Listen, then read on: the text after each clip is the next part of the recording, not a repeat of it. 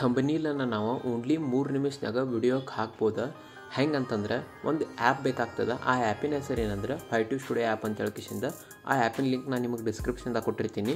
ಈಗ ನನ್ನ ಹಂತಕ್ಕೆ ಆ ಆ್ಯಪ್ ಆಲ್ರೆಡಿ ಅದ. ಅದಕ್ಕೆ ನಾನು ಆ್ಯಪನ್ನು ಓಪನ್ ಮಾಡ್ತೀನಿ. ಓಪನ್ ಮಾಡಿದ ಕೂಡಲೇ ನಿಮಗೆ ಈ ರೀತಿ ಬರ್ತದೆ. ಒಂದು ಸೆಕೆಂಡ, ನಿಮಗೆ ಈ ರೀತಿ ಬರ್ತದೆ. ಯಾವ ವಿಡಿಯೋಕ್ಕೆ ಥಂಬ್ನೇಲ್ ಹಾಕಬೇಕಾಗಿತ್ತಲ್ಲ ಆ ವಿಡಿಯೋ ಮೇಲೆ ಕ್ಲಿಕ್ ಮಾಡಿರಿ. ನಾನು ಈ ವಿಡಿಯೋ ಕ್ಲಿಕ್ ಮಾಡತ್ತೀನಿ. ಕ್ಲಿಕ್ ಮಾಡಿದ ಕೂಡಲೇ ನಿಮಗೆ ಇಲ್ಲೇನು ಪೆನ್ಸಿಲ್ ಚಿಹ್ನೆ ಇತ್ತಲ್ಲ ಇದ್ರ ಮೇಲೆ ಕ್ಲಿಕ್ ಮಾಡಿರಿ. ಕ್ಲಿಕ್ ಮಾಡಿದ ಕೂಡಲೇ ನಿಮಗೆ ಈ ರೀತಿ ಓಪನ್ ಆಗ್ತದೆ. ಇಲ್ಲಿ ಮ್ಯಾಗ ಪೆನ್ಸಿಲ್ ಚಿಹ್ನೆ ಕಾಣತ್ತದಲ್ಲ ಇದ್ರ ಮೇಲೆ ಇನ್ನೊಂದು ಸಲ ಕ್ಲಿಕ್ ಮಾಡಿರಿ. ಕ್ಲಿಕ್ ಮಾಡಿದ ಕೂಡಲೇ ಇಲ್ಲಿ ನೀವು ನೋಡ್ತಿರ್ಬೋದು ಕೆಳಗೆ ಕಸ್ಟಮ್ ಥಂಬ್ನೇಲ್ ಅಂತ ಬಂದೈತಿ. ಇದ್ರ ಮೇಲೆ ಕ್ಲಿಕ್ ಮಾಡಿರಿ. ಯಾವುದು ಇಮೇಜನ್ನು ನೀವು ಥಂಬ್ನೇಲಾಗಿ ಇಡಬೇಕಾಗ್ಯದಲ್ಲ ಆ ಇಮೇಜನ್ನು ಸೆಲೆಕ್ಟ್ ಮಾಡಿರಿ. ಇಲ್ಲಿ ನಂಗೆ ಇದು ಇಮೇಜನ್ನು ಥಂಬ್ನೇಲಾಗಿ ಇಡಬೇಕಾಗ್ಯದ. ನಾನು ಇದ್ರ ಮೇಲೆ ಕ್ಲಿಕ್ ಮಾಡ್ತೀನಿ.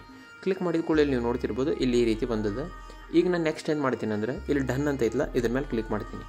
ಕ್ಲಿಕ್ ಮಾಡಿದ ಕೂಡಲೇ ಇಲ್ಲಿ ಇನ್ನೊಂದು ಸಲ ಸೇವ್ ಅಂತ ಕ್ಲಿಕ್ ಮಾಡಿರಿ. ಕ್ಲಿಕ್ ಮಾಡಿದ ಕೂಡಲೇ ನಿಮಗೆ ಇದು ಆಟೋಮೆಟಿಕ್ಲಿ ಸೇವ್ ಆಗ್ತದೆ. ನಾವೊಂದು ಸಲ ಹಳೀದು ವಿಡಿಯೋ ಮಾಡಿದ್ದೆ ಥಂಬ್ನೇಲನ್ನು ಯಾವ ರೀತಿ ಚೇಂಜ್ ಮಾಡೋದು ಅಂತ ಹೇಳ್ಕಿಸಿಂದ. ಆ ವಿಡಿಯೋದಾಗ ಭಾಳಷ್ಟು ಮಂದಿ ನೀವು ಕಮೆಂಟ್ ಮಾಡಿದ್ರಿ. ಏನಂತ ಹೇಳಂದ್ರೆ ಇಲ್ಲೇನು ಪೆನ್ಸಿಲ್ ಚಿಹ್ನೆ ಐತಲ್ಲ ಇದು ಬರಾಕತ್ತಿಲ್ಲ ಅಂತ ಹೇಳ್ಕಿಸಿಂದ ಕಮೆಂಟ್ ಮಾಡಿದ್ರಿ. ಇದು ಬರಬೇಕಂತಂದ್ರೆ ನೀವು ಒಂದು ಸಲ ಆ್ಯಪನ್ನು ಅಪ್ಡೇಟ್ ಮಾಡಿರಿ. ನಿಮಗೇನ್ರಿ ಅವಾಗೂ ಬರಲಿಲ್ಲ ಅಂದರೆ ನೀವು ನನಗೆ ಈ ವಿಡಿಯೋ ಕಮೆಂಟ್ ಬಾಕ್ಸ್ನಾಗ ಕಮೆಂಟ್ ಮಾಡಿ ತಿಳಿಸ್ರಿ. ಇದಕ್ಕೆ ನಾನು ಸೊಲ್ಯೂಷನ್ ನಾನು ನಿಮ್ಗೆ ಕೊಡ್ತೀನಿ ಅಂತ ನೆಕ್ಸ್ಟ್ ವಿಡಿಯೋದಾಗ. ಮುಂದಿನ ವಿಡಿಯೋ ಸಿಗೋಣ. Bye friends.